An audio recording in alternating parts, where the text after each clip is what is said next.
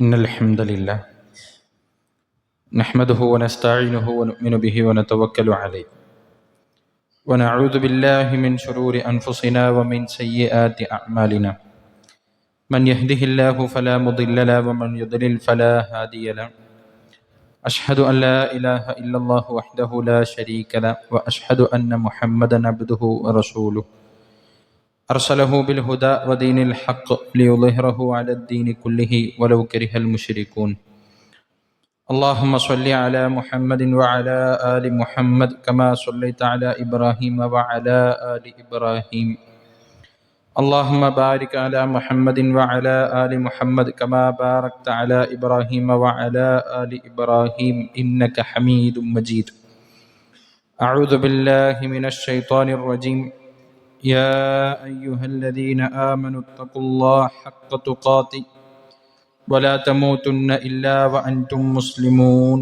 أما بعد فإن أصدق الحديث كتاب الله وأحسن الهدي هدي محمد صلى الله عليه وسلم وشر الأمور محدثاتها وكل محدثة بدعة وكل بدعة ضلالة وكل ضلالة في النار بسم الله الرحمن الرحيم إنما المؤمنون الذين إذا ذكر الله وجلت قلوبهم وإذا تليت عليهم آياته زادتهم إيمانا وعلى ربهم يتوكلون الذين يقيمون الصلاة ومما رزقناهم ينفقون أولئك هم المؤمنون حقا لهم درجات عند ربهم ومغفرة ورزق كريم.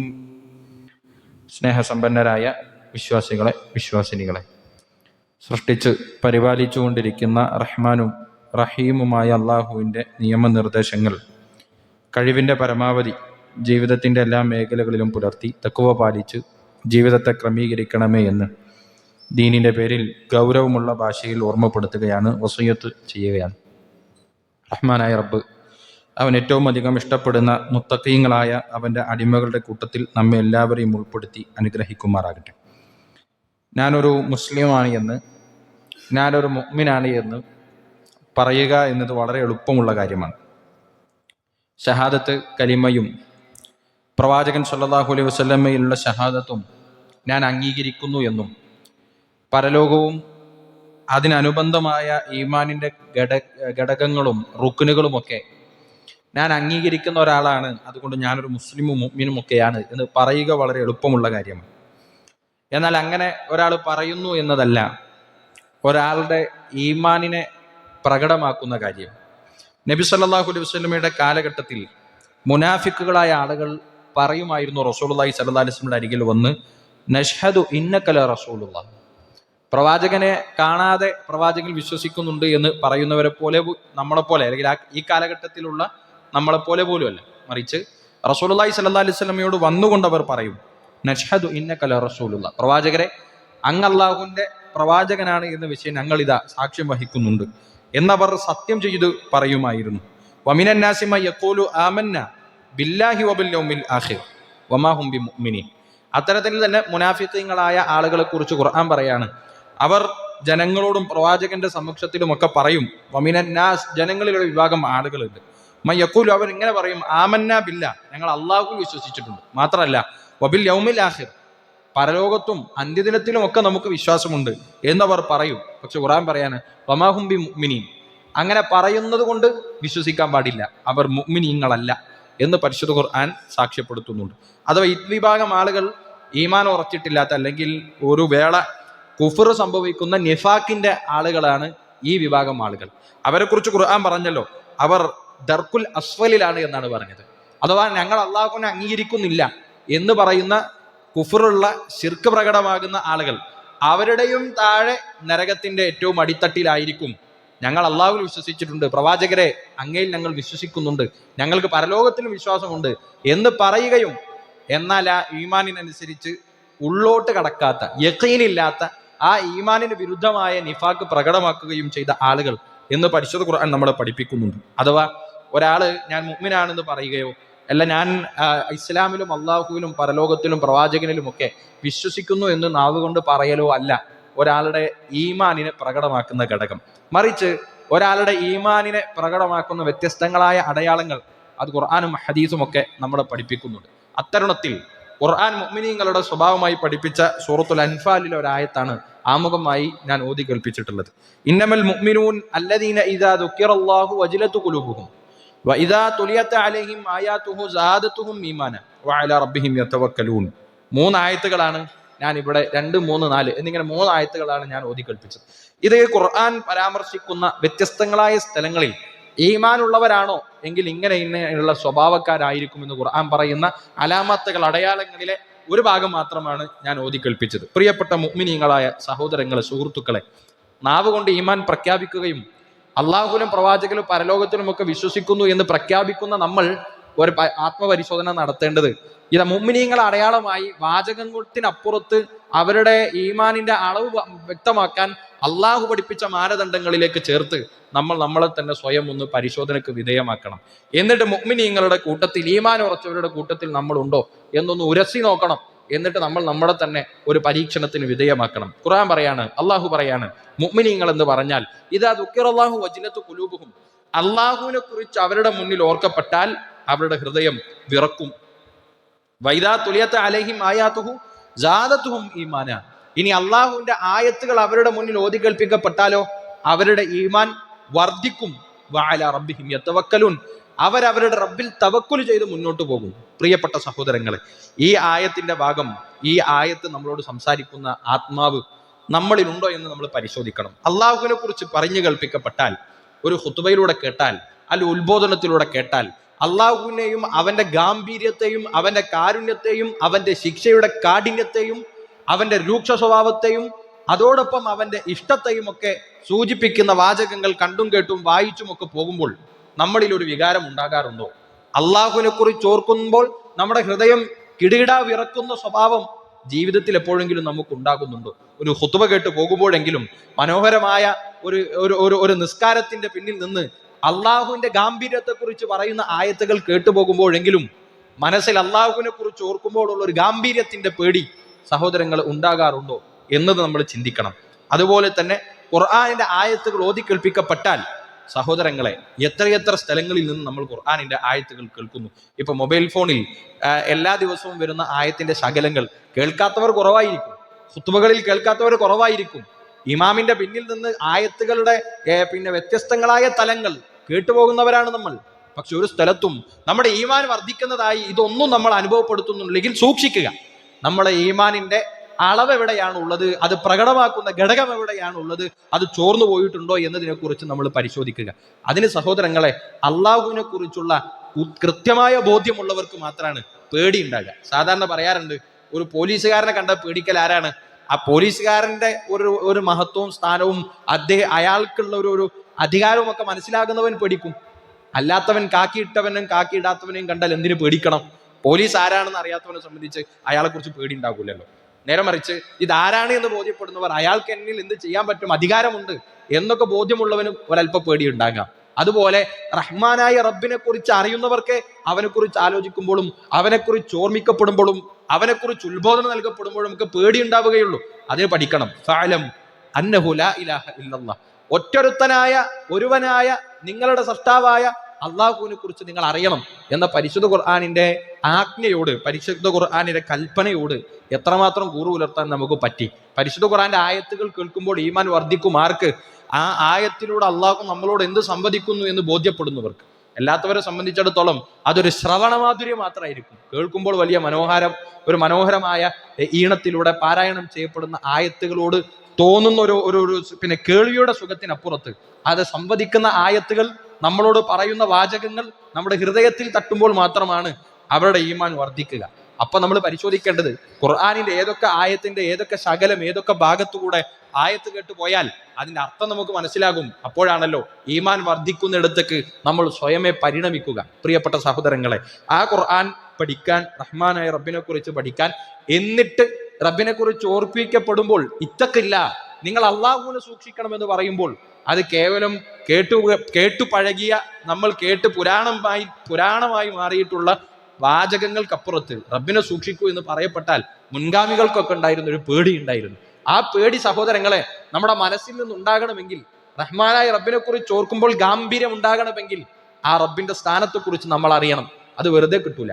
അത് ഒരാളെ സംബന്ധിച്ചിടത്തോളം വെറുതെ നിസ്കരിച്ചു പോകുന്ന, അല്ലെങ്കിൽ അങ്ങനെ തന്നെ സ്വയമേ നിർബന്ധിത കാര്യങ്ങൾ നിർബന്ധിതമായ അളവിൽ മാത്രം നിർവഹിച്ച് മടങ്ങിപ്പോകുന്നവരെ സംബന്ധിച്ചിടത്തോളം ഈ അറിവ് സ്വായത്തമാക്കുക സാധ്യമല്ല. പണ്ഡിതന്മാർ സാധാരണ പറയാറുണ്ട്, അറിവ് ആഗ്രഹം കൊണ്ട് ആർക്കെങ്കിലും കിട്ടുമായിരുന്നുവെങ്കിൽ ലം യബ്ക അലൽ അർളി ജാഹിലു, ഭൂമിയിൽ പിന്നെ ജാഹിലിങ്ങൾ ബാക്കി ഉണ്ടാകൂല. അറിയണമെന്ന് താല്പര്യമില്ലാത്ത ആരാണുള്ളത്?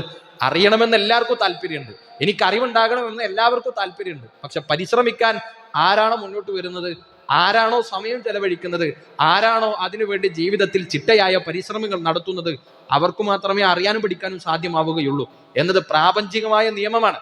അതിനനുസൃതമായി നമ്മുടെ ജീവിതത്തിൽ കുറഞ്ഞ സമയം ഖുർആൻ പഠിക്കാൻ, അള്ളാഹുവിനെ കുറിച്ച് പഠിക്കാൻ, ഇതൊക്കെ കേൾക്കുമ്പോൾ ജീവിതത്തിൽ ഒരു സംസ്കാരം, ഒരു തസ്കിയത്ത്, ഒരു പിന്നെ വീണ്ടും വിചാരം ഉണ്ടാകുന്ന രൂപത്തിലേക്ക് സ്വയമേ തന്നെ മാറാൻ നമ്മൾ തീരുമാനമെടുത്തിട്ടില്ലെങ്കിൽ സഹോദരങ്ങളെ, നമ്മൾ പ്രത്യേകിച്ച് മാറ്റമൊന്നും ഉണ്ടാക്കുകയില്ല. ഖുർആൻ ഒരു ശ്രവണമാധുര്യം മാത്രമായിരിക്കും. ഈ ഖുത്ബയടക്കമുള്ള ഉത്ബോധനങ്ങൾ വെറും പഴംപുരാണങ്ങളായി നമ്മൾ കേട്ടുപോകുന്ന ചടങ്ങുകൾ മാത്രമായിരിക്കും. അങ്ങനെയല്ല മുഅ്മിനീങ്ങൾ ഒരു ചിത്രം സ്വഹാബികളും മുൻഗാമികളും ഒക്കെ നമുക്ക് പഠിപ്പിച്ചു തരുന്നുണ്ട്. അള്ളാഹുവിനെ കുറിച്ച് ഓർമ്മിക്കപ്പെട്ടാൽ അവരുടെ ഹൃദയം വിറക്കും, അവർ പേടിക്കും, ചിലപ്പോഴൊക്കെ കരയും, ചിലപ്പോഴൊക്കെ ഒറ്റയ്ക്കിരുന്ന് ആലോചിച്ച് കരയും, ചിലപ്പോഴൊക്കെ ടെൻഷൻ അടിക്കും, നരബാധിക്കും. സലഫുകളായ ആളുകൾക്ക് നരബാധിക്കുന്നതിന്റെ കാരണത്തെക്കുറിച്ച് ചോദിക്കുമ്പോൾ അവർ പറയും, പരിശുദ്ധ ഖുർആന്റെ ഇന്ന ആയത്ത്, ആ ആയത്തിന്റെ ആഴത്തിൽ ഇറങ്ങിയുള്ള പഠനം എന്റെ മുടിയിൽ നരബാധിച്ചു എന്ന് സലഫുകൾ പറയാറുണ്ട്. സഹോദരങ്ങളെ, ഒരു ദിവസത്തെ ഉറക്കത്തെയെങ്കിലും അള്ളാഹുവിനെ കുറിച്ച് ഓർത്ത് നമ്മളെ ബാധിക്കുന്നുണ്ടോ എന്ന് നമ്മൾ പരിശോധിക്കണം. അവിടെയാണ് ഈമാനിന്റെ അടയാളമായി പരിശുദ്ധ ഖുർആൻ നമുക്ക് ചില മാനദണ്ഡങ്ങൾ പഠിപ്പിച്ചു തന്നത്. അതുകൊണ്ട് ഖുർആൻ ഇപ്പൊ നോക്കൂ സഹോദരങ്ങൾ, പരിശുദ്ധ റമദാൻ കഴിഞ്ഞ് ഒരു മാസം കൂടെ കഴിഞ്ഞു, ശവ്വാല് കഴിഞ്ഞ് ഇപ്പൊ നമ്മൾ ദുൽഖഅദിലാണുള്ളത്. പലപ്പോഴും സൂചിപ്പിക്കാറുള്ളത് പോലെ ഒരു മാസം കൊണ്ട് ഒരു ഖത്ം ഓതി തീർത്തവർ ഇപ്പോ കഴിഞ്ഞൊരു മാസം കൊണ്ട് ഒരു ജുസെങ്കിലും ഓതി തീർത്തോ എന്ന് നമ്മൾ സ്വയമേ വിലയിരുത്തണം. ഒരു മാസത്തിന്റെ റമദാനിൽ ഒരു മാസത്തിൽ വ്യത്യസ്തങ്ങളായ വിഷയങ്ങൾ പഠിക്കാനും കേൾക്കാനും സമയം കണ്ടെത്തിയവർ റമദാൻ കഴിഞ്ഞ് ഇങ്ങോട്ടേക്ക് ഒരായത്തിന്റെ എങ്കിലും അർത്ഥം കഴിഞ്ഞൊരു മാസത്തിന്റെ രാവും പകലും നമ്മുടെ ജീവിതത്തിൽ അള്ളാഹു അനുഗ്രഹമായി തന്നിട്ട് ഒരായത്തിന്റെ എങ്കിലും അർത്ഥം കൂടുതൽ പഠിക്കാൻ നമുക്ക് സാധിച്ചോ എന്ന് നമ്മൾ പരിശോധിക്കണം. അങ്ങനെ നമ്മൾ പരിശ്രമിക്കാതിരുന്നാൽ എവിടെയാണ് സഹോദരങ്ങളെ ആയത്ത് കേൾക്കുമ്പോൾ ഈമാൻ വർദ്ധിക്കുന്ന മനോഗതി, ഒരു സ്ഥിതിവിശേഷം നമുക്ക് ഉണ്ടാവുക? അള്ളാഹുവിനെ കുറിച്ച് ഓർമ്മിക്കപ്പെടുമ്പോൾ ഭയമുണ്ടാവുക എങ്ങനെയാണ് എന്ന് നമ്മൾ പരിശോധിക്കണം. ചേർത്ത് ഖുർആൻ പറഞ്ഞല്ലോ, വഅല റബ്ബിഹിം യതവക്കലുൻ, അവർക്ക് പേടിയില്ല. മുഅ്മിനീങ്ങളെ സംബന്ധിച്ചിടത്തോളം ഖുർആൻ ആവർത്തിച്ച് പറയാണ്, അല്ലാ തഖാഫു വലാ തഹ്സനു, നിങ്ങൾ പേടിക്കണ്ട, നിങ്ങൾ ദുഃഖിക്കണ്ട, നിങ്ങൾ സങ്കടപ്പെടണ്ട. മുഅ്മിനീങ്ങൾക്ക് പേടിയില്ല, മുഅ്മിനീങ്ങൾക്ക് ദുഃഖവുമില്ല, മുഅ്മിനീങ്ങൾക്ക് ബേജാറുമില്ല. കാരണം അവരവരുടെ റബ്ബിൽ തവക്കുൽ ചെയ്തിട്ടുള്ളവരാണ്. വഅല റബ്ബിഹിം യതവക്കലൂൻ.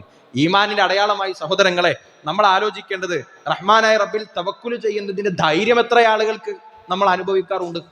നമ്മൾ പലപ്പോഴും ഭരമേൽപ്പിക്കുന്നത് നമുക്ക് ആശ്വാസം തോന്നുകയും ഒക്കെ ചെയ്യുന്നത്, ഇവിടെ ഭൗതികപരമായ ആരെങ്കിലും സഹായ വാഗ്ദാനം ചെയ്താൽ ഉണ്ടാകുന്ന ഒരു ആശ്വാസം പോലും റഹ്മാനായ റബ്ബിൽ തവക്കുൽ ചെയ്യുമ്പോൾ നമ്മൾ അനുഭവിക്കുന്നുണ്ടോ എന്ന് നമ്മൾ പരിശോധിക്കണം. ഈ അടുത്ത് ഒരു സഹോദരൻ വളരെ മനോഹരമായി ദീനീ കാര്യങ്ങൾ ചിട്ടപ്പെടുത്തി പോകുന്ന ഒരു വ്യക്തി, അദ്ദേഹം മരണപ്പെട്ട സമയത്ത് അദ്ദേഹത്തിന്റെ മകൻ വളരെ സങ്കടത്തോടുകൂടെ ഒരു ഖേദം പ്രകടിപ്പിച്ചത്, നല്ല താടിയൊക്കെയുള്ള സമൃദ്ധമായി ദീനീ കാര്യങ്ങളിൽ ശ്രദ്ധയായി ചിട്ടയോടുകൂടെ ജീവിക്കുന്ന ഒരു വ്യക്തിയാണ്. പക്ഷേ അദ്ദേഹം ഒരു ലോൺ എടുത്തിട്ടാണ് മരണപ്പെട്ടു പോകുന്നത്. 10-15 ലക്ഷം രൂപ ലോൺ എടുത്ത് കടം വീട്ടാനുള്ള പ്രയാസമുണ്ട് എന്ന് മകൻ പറയാം. സഹോദരങ്ങളെ, ഏത് പ്രയാസത്തിലേക്ക് തെന്നി വീണാലും ദുനിയാവിൽ എന്താണ് അവസാനമായി സംഭവിക്കുക? ദുനിയാവിൽ അവസാനമായി സംഭവിക്കുന്ന ടെൻഷൻ അത് മരണമാണല്ലോ. ആ മരണത്തിന്റെ വേളയിൽ മരണത്തിന് വേണ്ടി വിധേയമാക്കപ്പെട്ട ഏൽപ്പിക്കപ്പെട്ട മലക്കുകൾ 2 രൂപത്തിൽ പെരുമാറും. ഒന്നുകിൽ നമ്മളോട് പറയും, അല്ലാ തഖാഫു വലാ തഹ്സനു വഅബ്ശിറു ബിൽ ജന്നത്തില്ലതി കുൻതും തുഅദൂൻ. നിങ്ങൾ കഠിനമായ പരീക്ഷണത്തിലൂടെ ദുനിയാവിൽ കടന്നുപോയി, ആളുകളുടെ മുന്നിൽ അഭിമാനം പണയം വെക്കേണ്ട പ്രയാസത്തിൽ നിങ്ങൾ കടന്നുപോയി, രോഗത്തിന്റെ വേദനകൾ കടിച്ചമർത്തി പോകേണ്ട ഘട്ടം നിങ്ങൾക്കുണ്ടായി. പക്ഷേ റബ്ബ് ഹറാമാക്കി ഒന്നിലേക്ക് നിങ്ങൾ തിരിഞ്ഞില്ല, അതുകൊണ്ട് സന്തോഷിച്ചോളൂ എന്ന് മലക്കുകൾ പറയുമെന്ന് പഠിപ്പിക്കപ്പെടുന്നവരാണ് നമ്മൾ. ആ തവക്കുൽ സഹോദരങ്ങളെ, എന്ത് പ്രയാസത്തിലേക്ക് പോയാലും, ഏത് രോഗത്തിന്റെ ബുദ്ധിമുട്ടിലൂടെ കടന്നു പോകേണ്ടി വന്നാലും, ജീവിതത്തിന്റെ ന്യായീകരിക്കാൻ പറ്റാത്ത ഏതൊക്കെ സാഹചര്യത്തിലൂടെ കടന്നു പോകേണ്ടി വന്നാലും അരുതാത്തൊന്നിലേക്ക് പോകാതിരിക്കാനുള്ള സൂക്ഷ്മത റഹ്മാനായ റബ്ബിൽ തവക്കുൽ ചെയ്യുന്നവർക്ക് മാത്രമേ അവകാശപ്പെടാൻ സാധിക്കുകയുള്ളൂ. അവിടെയാണല്ലോ മഹാന്മാരായ പ്രവാചകന്മാരുടെ ചരിത്രമൊക്കെ പഠിപ്പിക്കുമ്പോൾ 8-10 വർഷം രോഗശയ്യയിൽ കിടന്ന പ്രവാചകന്മാരെ കുറിച്ച് പഠിച്ച് തസ്കിയത്ത് നേടുന്ന മുഅ്മിനീങ്ങൾക്ക് എങ്ങനെയാണ് ഒരു ഘട്ടത്തിൽ തവക്കുൽ നഷ്ടപ്പെട്ട് അടുത്ത ആളുകളിലേക്ക് പോകാൻ സാധിക്കുക. ഖുർആൻ പറയാണ്, അള്ളാഹുവിനെ നിങ്ങൾ സഹായിക്കുകയും അവന്റെ മാർഗത്തിൽ ചേർന്ന് നിൽക്കാൻ നിങ്ങൾ തയ്യാറാവുകയും ചെയ്യുന്നുവെങ്കിൽ നിങ്ങൾ അള്ളാഹുവിന്റെ കഴിവിനെ കുറിച്ച് മനസ്സിലാക്കുന്നില്ല, നിങ്ങൾ അള്ളാഹുവിന്റെ ശക്തിയെക്കുറിച്ച് തിരിച്ചറിയുന്നില്ല. അങ്ങനെ തിരിച്ചറിഞ്ഞ ആളുകൾ അള്ളാഹുൽ തവക്കുലാക്കുമ്പോൾ ഒരു ശക്തിയെയും അതിജയിക്കാൻ കഴിയാത്ത വിധത്തിൽ അള്ളാഹു അവന്റെ ഇഷ്ടപ്പെട്ട അവന്റെ ദാസന്മാരെ സഹായിക്കും എന്ന് ഖുർആൻ പറയാണ്. വമാ കാന അല്ലാഹു ലിയുഅ്ജിസഹു മിൻ ഷൈഇൻ ഫിസ് സമാവാതി വലാ ഫിൽ അർദ് ഇന്നഹു കാന അലീമൻ ഖദീറ. നിങ്ങൾ ഏത് സാഹചര്യത്തെയും അറിയാൻ ശക്തിയും അറിവും പ്രാപ്തിയും ഉള്ളവനാണ് നിങ്ങളുടെ റബ്ബ്. അതുകൊണ്ട് നിങ്ങൾ റബ്ബിൽ തവക്കുലാക്കിക്കോളൂ. അള്ളാഹുവിനെ തകർത്ത് കളയാൻ, അവനെ തോൽപ്പിക്കാൻ, അവന്റെ ശക്തിയെ ദുർബലപ്പെടുത്താൻ ആർക്കും സാധ്യതല്ല. ഫിസ് സമാവാതി വലാ ഫിൽ അർദ്. നിങ്ങൾ ഭൂമിയിലുള്ള ആളുകളുടെ ഭൂമിയിൽ നിന്ന് നിങ്ങൾക്ക് ഏൽക്കാവുന്ന പരിക്കുകളെ കുറിച്ച് നിങ്ങൾ പേടിക്കുന്നുവെങ്കിൽ ഇതാ റബ്ബ് പറയാണ്, ആകാശഭൂമികളിലെ ഒരു ശക്തിക്കും അള്ളാഹുവിൽ ബലമേൽപ്പിക്കുന്ന അല്ലെങ്കിൽ അള്ളാഹു സഹായിക്കുന്ന അവന്റെ അടിമകളെ ദുർബലപ്പെടുത്തി കളയുക സാധ്യമല്ല. അത് നിങ്ങൾ അള്ളാഹുവിനെ സഹായിക്കാൻ തയ്യാറുണ്ടോ, റബ്ബ് നിങ്ങളെ സഹായിക്കും, നിങ്ങളെ കാൽപാദങ്ങൾ ഉറപ്പിച്ചു നിർത്തും. നിങ്ങൾ തവക്കുൽ ചെയ്യുന്നവരാണെങ്കിൽ ഏത് പ്രയാസം വന്നാലും റബ്ബ് നിരോധിച്ചൊരു മേഖലയിലേക്ക് ചിന്ത പോകാതിരിക്കുക, അത് തവക്കുലുള്ളവരിൽ മാത്രമായിരിക്കും. അതുപോലെ തന്നെ ഖുർആൻ ചേർത്ത് പറയുന്ന സ്വഭാവങ്ങളാണ് യുഖീമൂന സ്വലാത്ത്, അവർ നിസ്കാരം നിലനിർത്തുന്നവരായിരിക്കും. തോന്നിയ പോലെ നിസ്കരിക്കുന്നവരല്ല, എപ്പോഴെങ്കിലും നിസ്കരിക്കുന്നവരല്ല, സമയം ഉണ്ടെങ്കിൽ നിസ്കരിക്കുന്നവരല്ല, അവർ നിസ്കാരം നിലനിർത്തുന്നവരാണ്. നോക്കൂ, ഖുർആൻ സക്കാത്തും നിസ്കാരവും ഒരുമിച്ച് പറയുന്ന വാചകങ്ങൾ. എല്ലാ സ്ഥലത്തും നിസ്കാരവും സക്കാത്തും ചേർത്താണ് ഖുർആൻ പ്രയോഗിക്കുക. അവിടെ ആത്തു സക്കാത്ത്, നിങ്ങൾ സക്കാത്ത് കൊടുക്കണം എന്നാണ് പറയാറുള്ളത്. അത് നിർവഹിക്കുന്നതിന്റെ ഏറ്റവും എളുപ്പത്തിൽ പ്രയോഗിക്കാവുന്ന ഒരു ക്രിയാപ്രയോഗമാണ് നിങ്ങൾ കൊടുക്കണം, വീട്ടണം എന്ന് പറയുന്നത്. എന്നാൽ നിസ്കരിക്കണം എന്ന് പറയാൻ സൊല്ലു എന്നാണ് സാധാരണ പ്രയോഗിക്കുക അറബിയിൽ. നിങ്ങൾ നിസ്കരിക്കണമെന്നല്ല. ഇഖാമത്തു സ്വലാത്ത്, നിങ്ങൾ നിസ്കാരം നിലനിർത്തണം എന്നാണ് ഖുർആനിന്റെ ഭാഷ്യം. അതുകൊണ്ട് 5 നേരത്തെ നിസ്കാരത്തിന് സമയം കണ്ടെത്തി തയ്യാറായി എഴുന്നേറ്റ് പോയി നിർവഹിക്കാൻ തയ്യാറുള്ളവർ, അവർ ഈമാനിന്റെ അടയാളത്തെ നമ്മൾ നമ്മുടെ സ്വയത്തിലേക്ക് പരിശോധിക്കണം. നമ്മൾ ഏത് തിരക്കിലാണെങ്കിലും ബുദ്ധിമുട്ടിലാണെങ്കിലും എന്തൊക്കെ കാര്യങ്ങൾ പറഞ്ഞാലും നിസ്കാരത്തിന്റെ സമയമായാൽ അത് നിസ്കരിച്ചു വീട്ടാനുള്ള ഒരു ശ്രദ്ധ നമ്മൾ പുലർത്തുന്നുണ്ടോ? വമിമ്മാ റസഖ്നാഹും യുൻഫിഖൂൻ. ഈമാൻ പരിശോധിക്കപ്പെടുന്ന ഏറ്റവും പ്രധാനപ്പെട്ട മറ്റൊരു ഘടകമാണ് അള്ളാഹു തന്നതിൽ നിന്ന് സമ്പാദ്യം ചെലവഴിക്കാനുള്ള നിങ്ങളുടെ ഇച്ഛാശക്തി. അതിന് ഇച്ഛാശക്തിയാണ് വേണ്ടത്. കയ്യിൽ പണമുള്ളവരല്ല അള്ളാഹുവിന്റെ മാർഗത്തിൽ പണം ചെലവഴിക്കുക, മറിച്ച് ഇച്ഛാശക്തി ഉള്ളവരാണ് അള്ളാഹുവിന്റെ മാർഗത്തിൽ പണം ചെലവഴിക്കുക. അത് നമ്മൾ ചെയ്യുന്നുണ്ട്. റമളാൻ കഴിഞ്ഞു, റമളാന്റെ ഒരു മാസത്തിന് പുറത്തേക്ക് നമ്മൾ പരിശോധിക്കുമ്പോൾ എത്ര രൂപ നമ്മൾ കൊടുത്തു? ആർക്കുമല്ല. ഏതെങ്കിലും സംഘടനക്കോ സംവിധാനത്തിനോ ഒന്നും വേണ്ടിയല്ല. എൻ്റെ പരലോകത്തിന് വേണ്ടി ഞാൻ എൻ്റെ അക്കൗണ്ടിൽ നിന്ന് എൻ്റെ വരുമാനത്തിൽ നിന്ന് മാറ്റിവെച്ചു എന്ന് ഞാനും നിങ്ങളും ചിന്തിക്കേണ്ട കാര്യമാണ്. ഇതിങ്ങനെ ചേർത്തി പറഞ്ഞുകൊണ്ട് അള്ളാഹു പറയാണ്, ഉലൈക ഹുമുൽ മുഅ്മിനൂന ഹഖ്ഖാ, ഇവരാണ് യഥാർത്ഥത്തിൽ വിശ്വാസികൾ. പദാർത്ഥത്തിൽ വിശ്വാസികൾ, ഷഹാദത്ത് കലിമ ഉറച്ചു പറഞ്ഞവർ, അവരൊക്കെ ആ ഗണത്തിൽ പെടുത്താം. പക്ഷേ യഥാർത്ഥത്തിൽ വിശ്വാസികൾ ആരാണ്? ഈ പറയുന്ന സ്വഭാവങ്ങളുള്ള ആളുകളാണ്. ലഹും ദറജാത്തുൻ ഇൻദ റബ്ബിഹിം, അവർക്ക് അള്ളാഹുവിന്റെ അടുക്കൽ ദറജാത്തുകളുണ്ട്, ദറജകളുണ്ട്, ഉയർന്ന പദവികളുണ്ട്. വമഗ്ഫിറത്തും വരിസുഖുൻ കരീം, അവർക്ക് അള്ളാഹുവിന്റെ പാപമോചനമുണ്ട്. അതുപോലെ തന്നെ വളരെ മാന്യമായ ഉപജീവനം, റിസ്ക് അള്ളാഹു അവന്റെ ഈ പറയുന്ന അടിമകൾക്ക് നൽകും. അതുകൊണ്ട് കേവലമായ പ്രഖ്യാപനം, കേവലമായ പിന്നെ നമ്മൾ പറയുന്ന വാചകങ്ങൾ അത് നമ്മുടെ ഈമാനിനെ സാധൂകരിക്കുന്നില്ല. ഈമാനിനെ ശരിയായ വിധത്തിൽ നമ്മൾ ഉൾക്കൊണ്ടു എന്ന് പ്രകടമാക്കുന്ന തെളിവുകളുമല്ല. നമ്മൾ എപ്പോഴും പരിശോധിക്കേണ്ടത് ഖുർആനും ഹദീസും മുഅ്മിനീങ്ങളുടെ സ്വഭാവമായി പറഞ്ഞ കാര്യങ്ങളുണ്ട്. അതിനോട് എത്ര ശതമാനം കൂറു പുലർത്താൻ നമുക്ക് പറ്റുന്നു? സഹോദരങ്ങളെ, ഇതിൽ ദുർബലാവസ്ഥയിൽ നിൽക്കുന്ന ആളുകളാണ് നമ്മളെങ്കിൽ അത് മെച്ചപ്പെടുത്താൻ വേണ്ടി നമ്മൾ പരിശ്രമിക്കണം. നമ്മൾ പരിശ്രമിക്കാതെ ഒരിക്കലും സാഹചര്യങ്ങൾ മാറുകയില്ല എന്ന് നമ്മൾ തിരിച്ചറിയണം. റഹ്മാനായ റബ്ബ് പരിപൂർണ മുഅ്മിനീങ്ങളായി ജീവിച്ചു മരിക്കാനുള്ള തൗഫീഖിനെ നമുക്കെല്ലാവർക്കും പ്രദാനം ചെയ്യുമാറാകട്ടെ.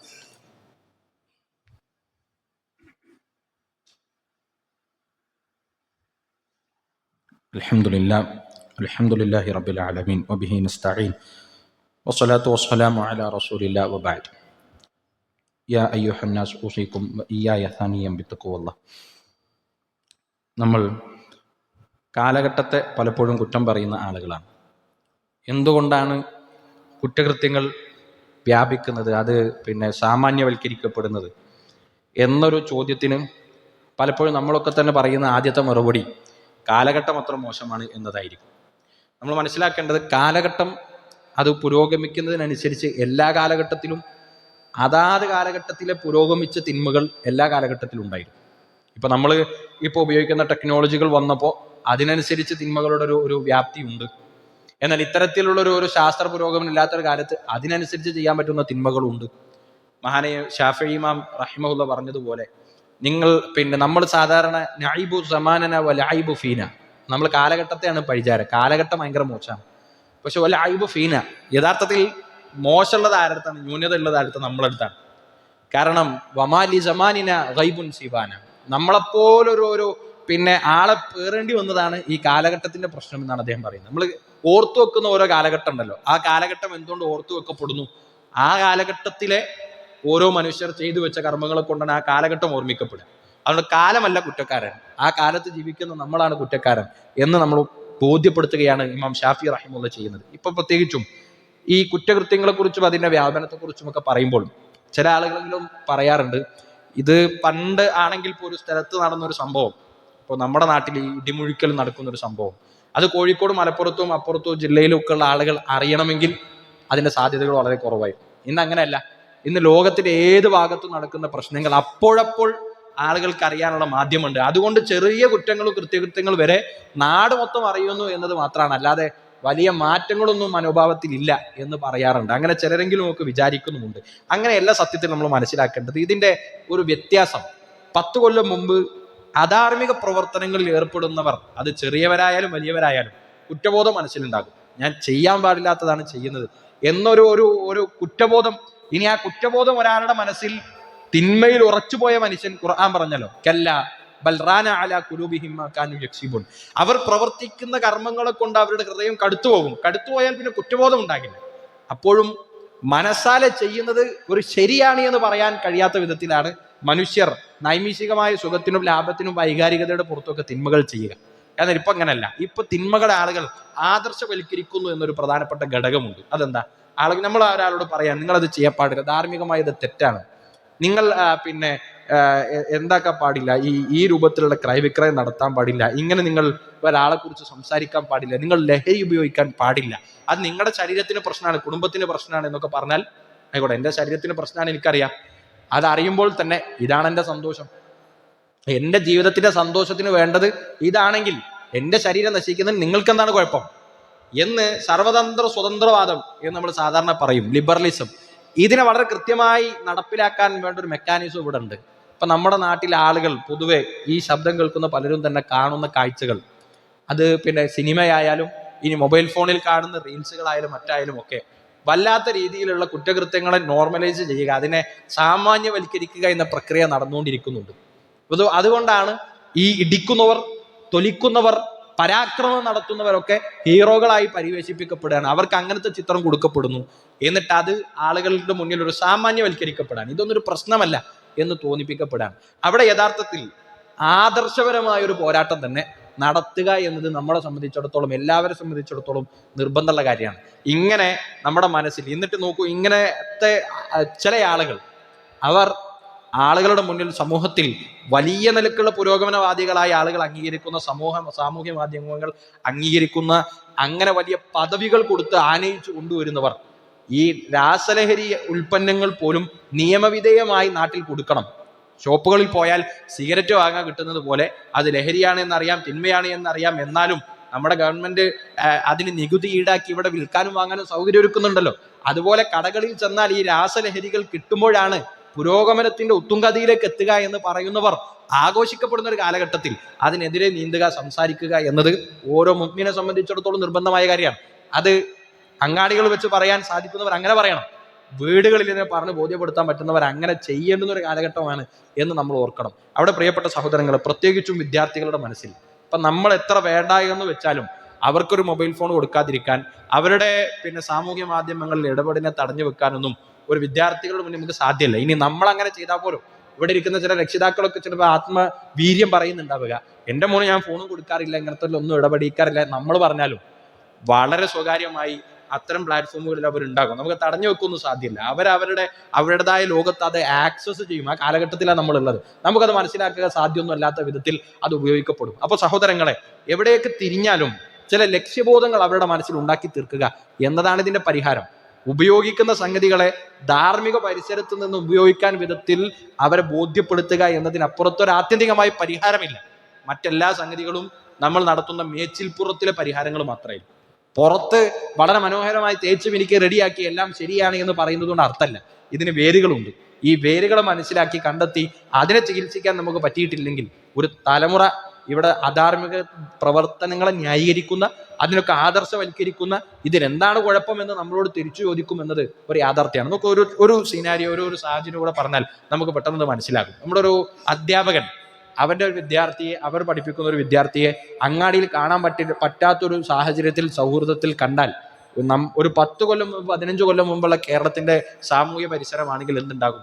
ആ അധ്യാപകൻ സ്റ്റാഫ് റൂമിലേക്ക് അവരെ വിളിച്ച് എന്താണ് എന്നെ അവിടെ കാണാൻ പറ്റാത്തത് കണ്ടു എന്ന് ചോദിക്കാനുള്ള ഒരു ധാർമ്മികമായ ഒരു അവകാശവും ധാർമ്മിക ഉത്തരവാദിത്വം അധ്യാപകർ കാണിച്ചിരുന്നു. ഇന്ന് അങ്ങനെ ചെയ്താൽ എന്താ സംഭവിക്കുക?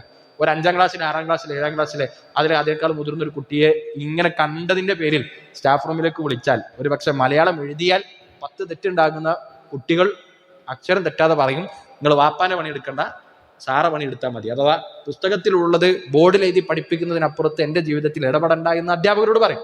ഇതേ വർത്തമാനം കുറച്ചുകൂടെ മുതിർന്നാൽ മാതാപിതാക്കളോടും പറയുന്ന ഒരവസ്ഥയിലാണ് നമ്മളുള്ളത്. ഇപ്പൊ ഇതിന്റെ പരിഹാരം എന്താണ്?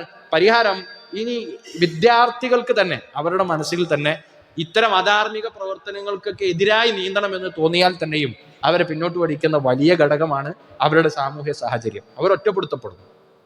അതൊരു കുട്ടിയുടെ മനസ്സിൽ നിന്ന് നമുക്ക് എങ്ങനെ മനസ്സിലാക്കാൻ പറ്റുന്നു എന്നിടത്താണ് പ്രധാനം.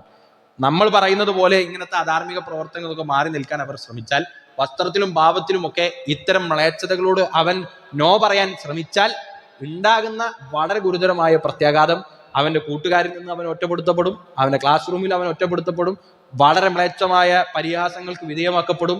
അപ്പൊ സഹോദരങ്ങളെ, 2 കാര്യങ്ങൾ. ഒന്ന്, യഥാർത്ഥ ലക്ഷ്യബോധത്തെ അവരുടെ മനസ്സിൽ ആഴത്തിൽ പതിപ്പിക്കുകയാണ് അതിന്റെ പരിഹാരം. ആരൊക്കെ എങ്ങനെയൊക്കെ പ്രലോഭിപ്പിച്ചാലും ആഴത്തിൽ ഈ ധാർമ്മിക ബോധവും ആഴത്തിൽ വിശ്വാസവും പതിച്ചവരെ സംബന്ധിച്ചിടത്തോളം ഖുർആൻ പറഞ്ഞല്ലോ, അവർ യഖീനുള്ളവരാണ് എന്ന് മുഅ്മിനീങ്ങളെ കുറിച്ച് പറഞ്ഞു. ആ യഖീന് നമുക്ക് അവിടെ വിത്ത് പാകിയെടുക്കാൻ പറ്റുമോ അതവിടെ വിജയിക്കും. അതുപോലെ തന്നെ വിദ്യാർത്ഥികളോട് നിങ്ങൾ ഒറ്റക്കല്ല. നിങ്ങൾ ഒരുപക്ഷെ നിങ്ങളുടെ ക്ലാസ് മുറിയിൽ നിങ്ങൾ ഒറ്റപ്പെട്ടേക്കാം, നിങ്ങളുടെ തൊട്ടടുത്ത പരിസരത്ത് നിങ്ങൾ ഒറ്റപ്പെട്ടേക്കാം. പക്ഷെ നിങ്ങൾ ഒറ്റക്കല്ല. നിങ്ങളെപ്പോലെ ധാർമ്മികമായി ചേർന്ന് നിൽക്കാൻ പറ്റുന്ന വലിയൊരു സംഘം നിങ്ങളുടെ കൂടെ ഉണ്ട് എന്ന ആത്മവിശ്വാസം അവർക്ക് പകർന്നു കൊടുക്കാൻ നമുക്ക് പറ്റണം. അവരുടെ പരിസരം എന്ന് പറയുന്നത് നബി സല്ലല്ലാഹു അലൈഹി വസല്ലം പറഞ്ഞല്ലോ, ഒരു മനുഷ്യൻ ആരെ സൗഹൃദത്തിൽ തിരഞ്ഞെടുക്കുന്നു എന്നത് ഏറ്റവും പ്രധാനപ്പെട്ടതാണ്.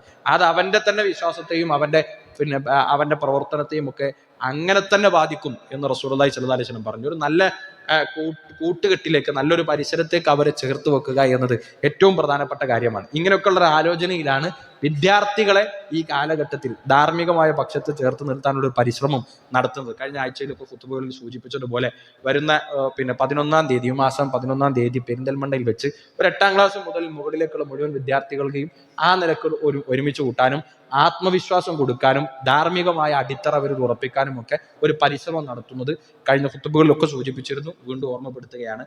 നമ്മുടെയൊക്കെ പരിചയത്തിലുള്ള 8ാം ക്ലാസ് മുതലുള്ള മുകളിലേക്കുള്ള കുട്ടികളെ ആ ഒരു പരിപാടിയിൽ പങ്കെടുപ്പിക്കാൻ വേണ്ടി നമ്മൾ പരിശ്രമിക്കണം. നമ്മുടെ പള്ളിയുമായി ബന്ധപ്പെട്ട ഇവിടെ നിന്ന് കുട്ടികളെ കൊണ്ടുപോകുന്ന യാത്രാ കാര്യങ്ങളും മറ്റുമൊക്കെ നമുക്ക് കിട്ടും. ഇതൊരു വ്യത്യസ്തങ്ങളായ പരിഹാരത്തിന്റെ ശ്രമങ്ങളിൽ ഒന്ന് മാത്രമാണ്. ഈ നമ്മളിൽ കുട്ടികൾക്ക് ഉണ്ടെങ്കിൽ, നമ്മുടെ പരിചയത്തിൽ കുട്ടികളുണ്ടെങ്കിൽ ഇതിനായിട്ട് ബന്ധപ്പെടുത്തി കൊടുക്കുന്നതോടൊപ്പം നമ്മൾ മനസ്സിലാക്കേണ്ടത് ഇത്തരത്തിലുള്ള എല്ലാ പരിശ്രമങ്ങളെയും അതിനേതെങ്കിലുമൊക്കെ ഉണ്ടായേക്കാവുന്ന ഒരു ന്യൂനതയെ എടുത്തു കാട്ടി വെച്ച് അതിനെ കുറ്റം പറയുകയും മാറ്റി നിർത്തുകയും ചെയ്യുന്നതിനപ്പുറത്ത് ഇത്തരം കൂട്ടായ പരിശ്രമങ്ങൾക്ക് എല്ലാവിധത്തിലുമുള്ള നമ്മുടെ ഭാഗത്തുനിന്ന് കൊടുക്കാൻ പറ്റുന്ന സഹായവും പ്രാർത്ഥനയും ഉണ്ടാകണം എന്ന് സാന്ദർഭികമായി സൂചിപ്പിക്കുകയാണ്. അല്ലാഹു സുബ്ഹാനഹു വ തആല എല്ലാ നിലക്കുമുള്ള ഫിത്നകളിൽ നിന്ന് നമ്മുടെ യുവാക്കളെയും വിദ്യാർത്ഥികളെയും സമൂഹത്തെയും ഒക്കെ രക്ഷപ്പെടുത്തുമാറാകട്ടെ.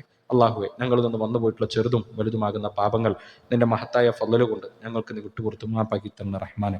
അള്ളാഹുവെ, പ്രാർത്ഥനയ്ക്ക് വേണ്ടി വസിയ്യത്ത് ചെയ്തിട്ടുള്ള ഒരുപാട് സഹോദരങ്ങളുണ്ട്. അവരുടെയൊക്കെ പ്രയാസങ്ങൾ നീ ദൂരീകരിച്ചു കൊടുക്കണം റഹ്മാനെ. ഈമാനോടെ സ്വബറോടെ പരീക്ഷണങ്ങൾ നേരിടാൻ അവർക്കും ഞങ്ങൾക്കുമൊക്കെ നീ തൗഫീഖ് നൽകി അനുഗ്രഹിക്കണം റഹ്മാനെ. അള്ളാഹുവെ, ഞങ്ങളിൽ നിന്ന് വിട പറഞ്ഞു പോയിട്ടുള്ള മാതാപിതാക്കൾ, ബന്ധുമിത്രാദികൾ, സമുദായ നേതാക്കന്മാർ, പണ്ഡിതന്മാർ, അവരുടെയൊക്കെ കബറിടം നീ വിശാലമാക്കി കൊടുക്കണം റഹ്മാനെ. അവരെയും ഞങ്ങളെയും നിന്റെ ജന്നാത്തുൽ ഫിർദൗസിൽ ഒരുമിച്ച് ചേർക്കണം റഹ്മാനെ. അള്ളാഹുവെ, ജീവിതത്തിൽ നേരിടുന്ന എല്ലാ ഫിത്നകളിൽ നിന്നും ഞങ്ങളെയും ഞങ്ങളുടെ കുടുംബത്തെയും നീ കാത്തു രക്ഷിക്കണം റഹ്മാനെ. മസീഹ് ദജ്ജാലിന്റെ വമ്പിച്ച ഫിത്നയിൽ നിന്ന് നീ ഞങ്ങളെല്ലാവരെയും കാത്തു രക്ഷിക്കണം റഹ്മാനെ. പ്രവാചകന്മാരുടെ സിദ്ദീഖുകളുടെ ശുഹദാക്കളുടെ കൂടെ സ്വർഗീയ പ്രവേശനം സാധ്യമാകുന്ന വിശ്വാസികളിൽ നീ ഞങ്ങളുടെ കുടുംബത്തെയും ഉൾപ്പെടുത്തി അനുഗ്രഹിക്കണം റഹ്മാനെ. ഭയാനകരമായ നരകശിക്ഷയിൽ നിന്ന് നീ ഞങ്ങളെയും ഞങ്ങളുടെ കുടുംബത്തെയും കാത്തു രക്ഷിക്കണം റഹ്മാനെ. അല്ലാഹുമ്മ ഗ്ഫിർ ലിൽ മുഅ്മിനീന വൽ മുഅ്മിനാത്ത് വൽ മുസ്ലിമീന വൽ മുസ്ലിമാത്ത് الأحياء منهم والأموات إنك مجيب الدعوات ويا قاضي الحاجات. ربنا تقبل منا دعاءنا وأعمالنا إنك أنت السميع العليم وتب علينا إنك أنت التواب الرحيم واغفر لنا يا غافر المذنبين. آمين آمين برحمتك يا أرحم الراحمين.